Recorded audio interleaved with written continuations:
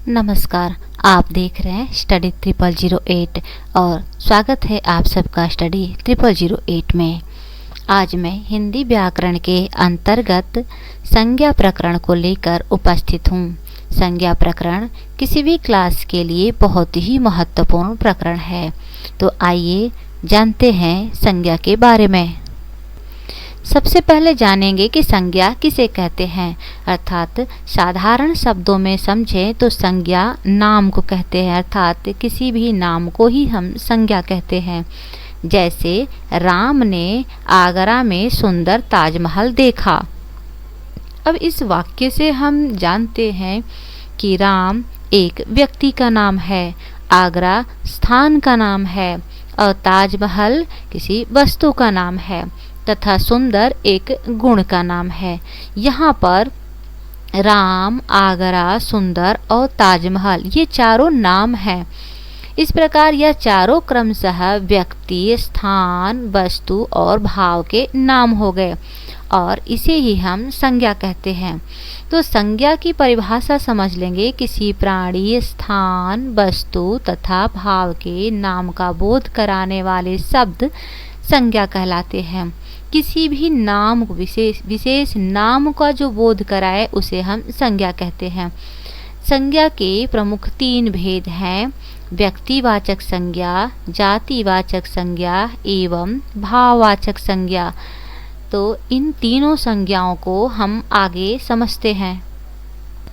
सबसे पहले जानते हैं व्यक्तिवाचक संज्ञा, अर्थात जिस संज्ञा शब्द में एक ही व्यक्ति, वस्तु या स्थान के नाम का बोध हो, यानी किसी एक व्यक्ति के या एक वस्तु का अथवा एक स्थान के नाम का बोध हो, उसे हम व्यक्तिवाचक संज्ञा कहते हैं। व्यक्तिवाचक संज्ञा विशेष का बोध कराती है, यानी किसी विशेष व्यक्ति के बारे में, किसी विशेष स्थान के बारे में या फिर किसी विशेष वस्तु के बारे में बोध कराती है। वह सामान्य का नहीं बल्कि व्यक्तिवाचक संज्ञा में व्यक्तियों, देश, शहर, नदियों, पर्वतों, त्योहारों, पुस्तकों, दिशाओं, समाचार पत्रों, दिनों और महीनों आदि के नाम भी आते हैं। अब उदाहरण के रूप में जानते हैं। जैसे हमने संज्ञा में एक उदाहरण देखा कि राम ने आगरा में सुंदर ताजमहल देखा। तो यहाँ पर राम किसी विशेष व्यक्ति का नाम है, आगरा किसी विशेष स्थान का नाम है, विशेष शहर का नाम है, ताजमहल किसी विशेष वस्तु, महल का नाम है, न कि किसी सामान्य का। जातिवाचक संज्ञा को देख लेते हैं। जिस संज्ञा शब्द से किसी जाति के संपूर्ण प्राणियों, वस्तुओं, स्थानों आदि का बोध होता हो उसे जातिवाचक संज्ञा कहते हैं।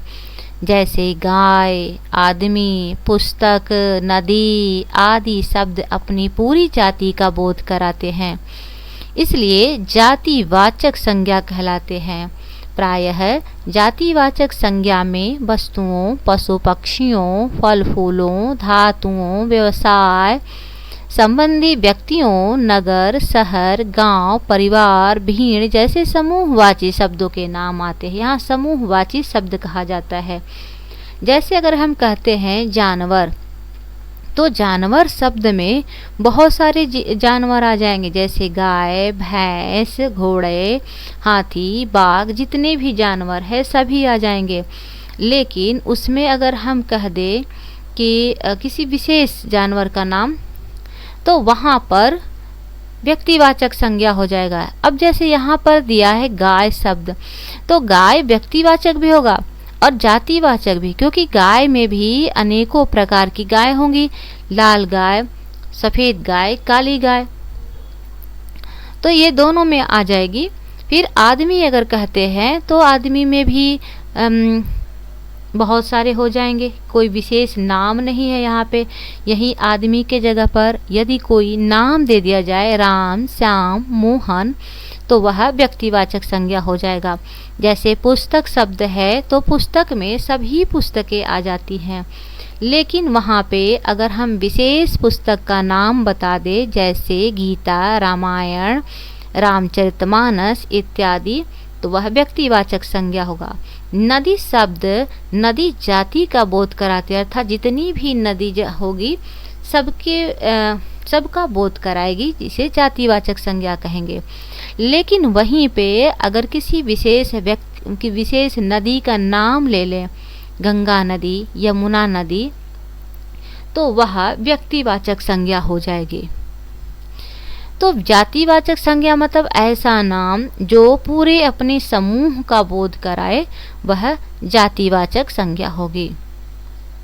आगे देखते हैं भाववाचक संज्ञा को, अर्थात जिस संज्ञा शब्द से प्राणियों या वस्तुओं के गुण, धर्म, दशा, कार्य, मनोभाव आदि का बोध हो, उसे भाववाचक संज्ञा कहते हैं।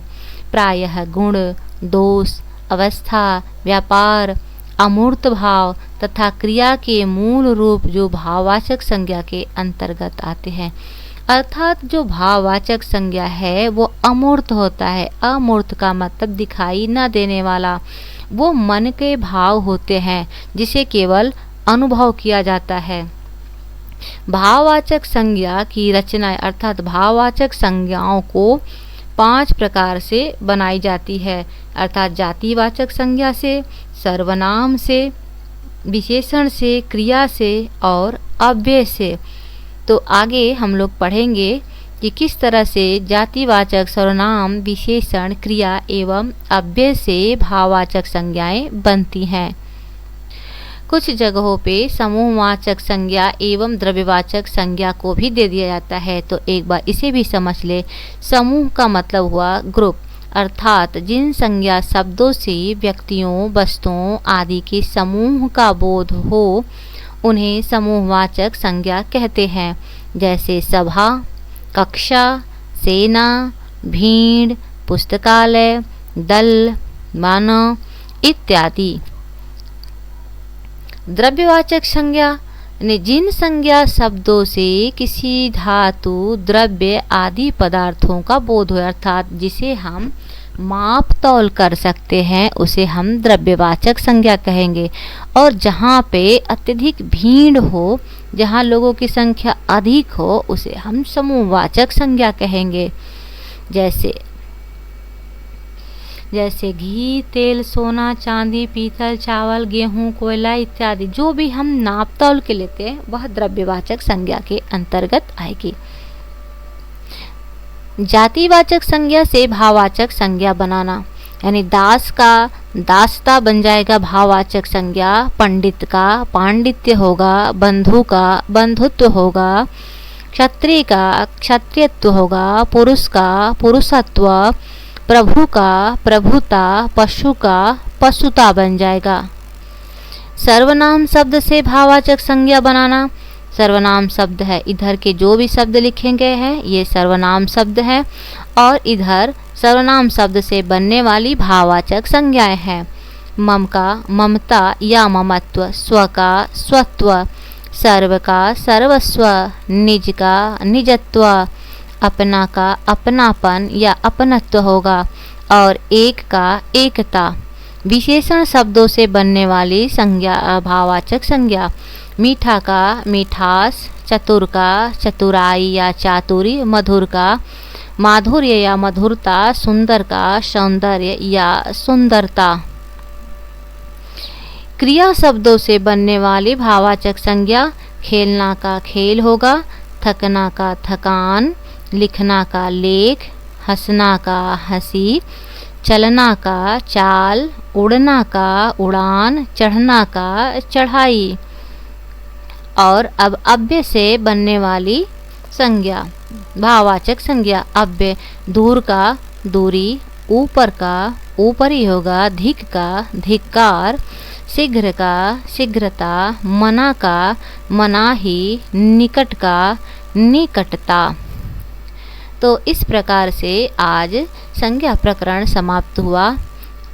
इसके बाद अन्य सर्वनाम एवं विशेषण की वीडियो को लेकर उपस्थित रहूँगी।